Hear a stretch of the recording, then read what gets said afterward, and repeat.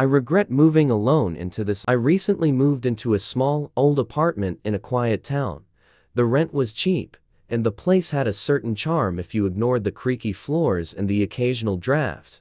I didn't mind. It started with the whispers. At first, I thought it was the neighbors, muffled through the thin walls, but the whispers weren't coming from the walls, they were coming from the shadows.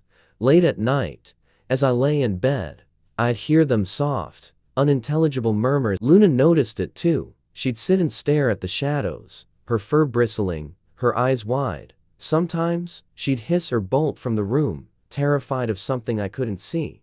It unnerved me. One night, the whispers grew louder.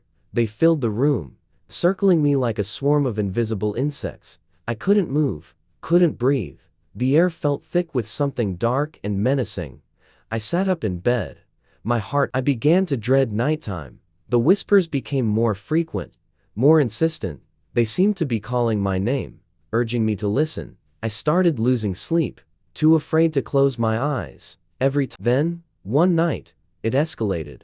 I was lying in bed, wide awake, when I saw a shadow, darker than the others, moving on its own. It slid across the wall, inching closer to my bed.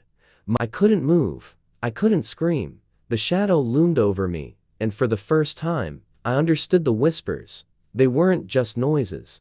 They were voices, countless. But it was too late. The shadow engulfed me, wrapping around me like a suffocating blanket. I felt cold, so cold, and the whispers became screams, echoing in my head. I woke up the next morning, drenched in sweat, gasping for air. The apartment was silent, but I knew I wasn't alone. I packed my things that day and moved out, leaving the apartment behind. But the whispers, they followed me, no matter where I go. And now, I'm afraid that one day, the shadows will find me again.